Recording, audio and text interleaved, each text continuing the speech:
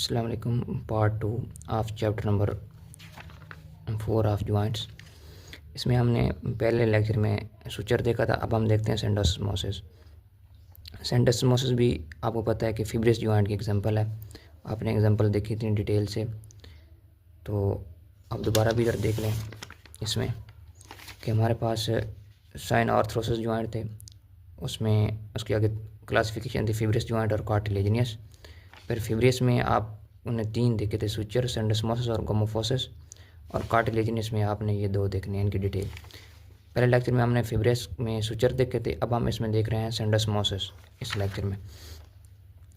तो आपको पता है कि ये फिब्रिस जॉइंट की एग्जांपल है। तो अगर जॉइंट है तो 2 बोन्स होंगे इस तरह, दरमियान में फिब्रिस कनेक्टिव टिश्यू होगा। फिब्रिस जॉइंट में वो एक थिन फिब्रिस कनेक्टिव टिश्यू था, लेकिन इसमें लिखा हुआ है कि जो जॉइंट होगा वो जो 2 बोन्स के दरमियान वो थिक फिब्रिस बैंड के साथ, thick band of fibrous connective tissue होगा, जिसको हम इंटरओशियस लिगामेंट कह देते हैं।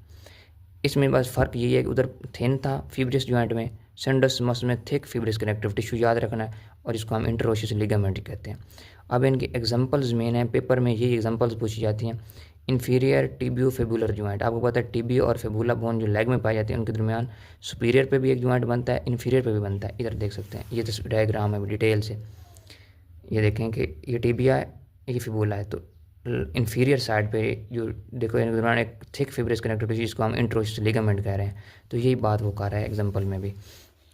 उसके बाद देखते हैं हम मज़ीद कि वर्टिब्रल कॉलम जो है ना, वर्टिब्रल कॉलम उसमें एक होता है लिगामेंटम फ्लेवा, जो वर्टिब्रल आर्चेस के दरमियान होता है। एक वर्टिब्रा है ना, उसकी शेप जो होती है वो इधर तो नहीं बनी हुई, मैं आपको बना देता हूँ कि इस तरह करके ना वर्टिब्रल बॉडी होती है, फिर उनकी ना आगे आर्चेस होती हैं इस तरह, और इधर इसके ट्रांसफर प्रोसेस होते हैं। तो इन आर्चेस के दरमियान ये आर्चेस हैं, तो इनके दरमियान एक जॉइंट लिगामेंट होता है, जिसको हम लिगामेंटम फ्लेवा कहते हैं।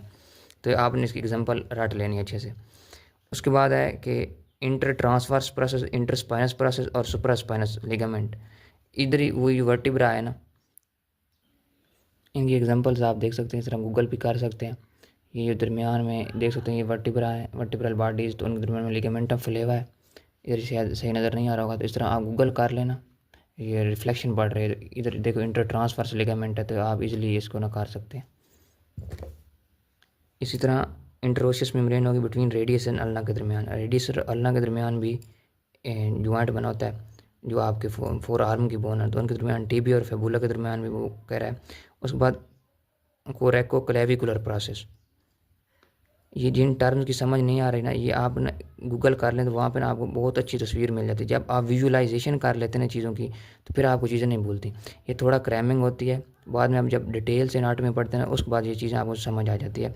ये अब आपके शोल्डर पे ये क्लेविकुलर है, और कोराकॉइड प्रोसेस होता है आपको स्कैपुला का, तो क्रोकोक्लेविकुलर लिगामेंट उधर होता है, वो इनको आपस में ज्वाइन कर रहा होता है।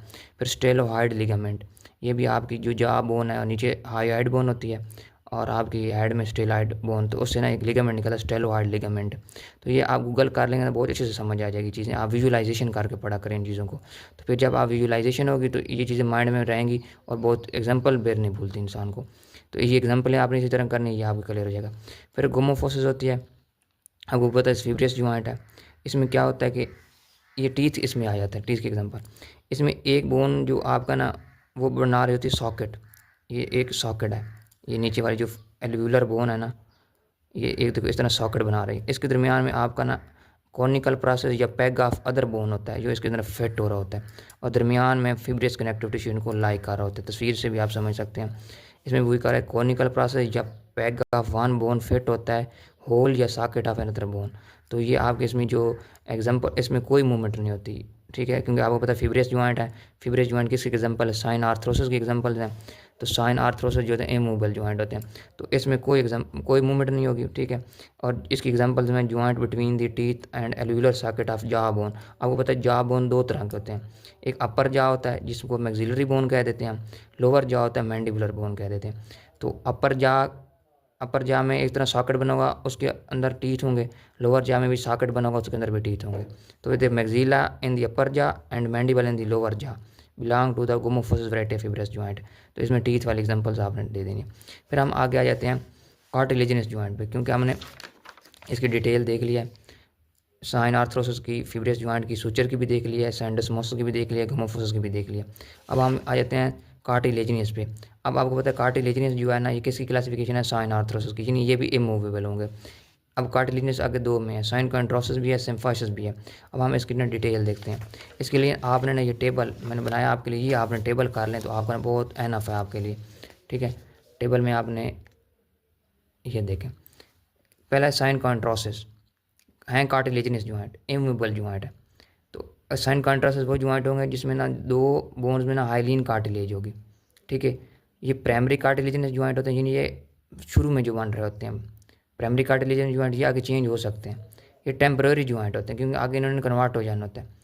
ये नॉट ट्रू जॉइंट होते हैं, ये जो बुक में चीज़ें लिखेंगी वही मैंने पॉइंट्स में लिखेंगे। ये ट्रू जॉइंट नहीं होते, ये परमानेंट नहीं होते और इस पर कोई मूवमेंट नहीं होती, क्योंकि पता है आपको कि कार्टिलेजिनस की इसकी एग्जांपल थी साइन आर्थरोसिस की थी, और साइन आर्थरोसिस इमूवेबल जॉइंट होते हैं। इनकी फेट क्या है, सेंटोसिस क्या होती है, एक इस तरह आपके पास बोन है, नीचे भी आपके पास इस तरह बोन है, आपको पता है मतलब हाइलीन कार्टिलेज है। इधर जो उसकी ना आर्टिकुलेटिंग सरफेस होती हैं, जहाँ जहाँ पे जॉइंट बनना होता है वहाँ पे हाइलीन कार्टिलेज लगी होती है। अब ये हाइलीन कार्टिलेज क्या है कि आपको पता है इसमें इसने आगे चेंज होना तो इसमें ना ओस्टियोजेनिक सेल आ जाएंगे, ओस्टियोजेनिक सेल्स, और इस बोन में को ना ओस्टियोजेनिक टिश्यू से कन्वर्ट कर देंगे। यानी ये जो सेल्स है ना, पहले कैंट्रोसाइट सेल थे, अब उसमें ओस्टियोजेनिक सेल्स आएंगे। ओस्टियोजेनिक सेल तुम्हें पता है कि बोन के सेल्स होते हैं, तो इसको जो कॉन्ट्रोसाइट्स हैं वो ओस्टियोजेनिक में चले जाएंगे। फिर जब ओस्टियोजेनिक सेल्स आ जाएंगे तो वो आपकी इस जो कार्टिलेज है इसको ना बोन में कन्वर्ट, ओशियस टिश्यू बन जाएगा और ये बोन फ्यूज़ इस तरह फ्यूज़ कर जाएंगी। तो इनकी जो है ना इसकी फेट वो आगे सेंटोसिस हो जानी, फ्यूजन हो जानी है। इसकी एग्जांपल आप बुक से देख लेना। इसमें जो स्काल्स बोन है ना, उनके दरमियान जो जॉइंट पाए जाते हैं ना, वो आपने उसकी एग्जांपल आपने सही से उधर से याद कर लेनी है, उसके अंदर लिखी हुई हैं। फिर सिम्फाइसिस है, इधर हाइलीन कार्टिलेज, इधर फिब्रो कार्टिलेज होगी, ठीक है।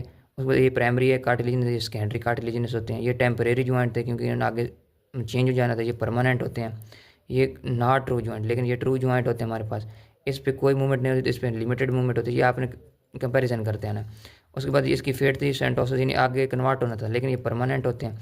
इसकी एग्जांपल जो है ना वो आपने देखनी है। वो इनकी एग्जांपल में है कि जो जॉइंट आपके मीडियन प्लेन में ना वो मोन लिए थे, क्योंकि दरमियान में देखेंगे between the pubic bones to form pubic symphysis. ये देखो आप इधर देख सकते हैं, ये प्यूबिक बोन है आपकी, इलियम ईस्चियम, ये प्यूबिस ऊपर वाली, तो इसके दरमियान ये प्यूबिक बोन है, तो इसके दरमियान ये सिम्फाइसिस जॉइंट है, प्यूबिक सिम्फाइसिस हम इसको कह देते हैं। ये जॉइंट हो गया। उसके बाद वो कह रहा है मनोब्रियम एंड बॉडी ऑफ स्टर्नम। तो इस जो आपकी स्टर्नम बोन होती है इसके पार्ट होते हैं, मनोब्रियम होती है और पहले स्टर्नम होती है। तो इसके दरमियान में जो ऊपर इस तरह करके ये स्टर्नम बोन है, इस तरह पूरी स्टर्नम है, तो बॉडी होती है, मनोब्रियम होती है, तो इस ये बॉडी है, ये मनोब्रियम, इसके दरमियान इधर जॉइंट होता है और ये इधर रिफाइड प्रोसेस होता है। इस तरह स्टर्नम के 3 पार्ट्स होते हैं ना, स्टर्नम वो जो चेस्ट वाली बोन है, तो जो ऊपर वाला पार्ट है ना वो आपका मनोब्रियम होता है, नीचे बॉडी होता है, नीचे रिफाइड प्रोसेस होता है। इसके दरमियान जो जॉइंट होता है ना वो आपका ये सिम्फाइसिस सेकेंडरी कार्टिलेजिनस जॉइंट होता है। फिर रहता है between the bodies of vertebra.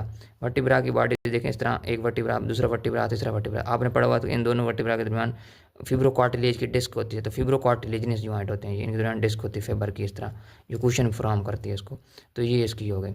उसकी भी फेट ये कि ये परमानेंट होते हैं, लेकिन हल्का सा वो कह रहा है कि आखिर पे जाके ना वर्टिब्रा है ना सारे, तो कॉकस के जो वर्टिब्रा है ना वो आपको ना फ्यूज़ हो जाते हैं, जो वर्टिब्रा है ना, सॉरी सैक्रम और कॉकस के वर्टिब्रा ना फ्यूज़ हो जाते हैं, तो वहाँ पे थोड़ी जाके ना सेंटोसिस होती है, बाकी किसी लेवल पे नहीं होती, बाकी परमानेंट जॉइंट है ये।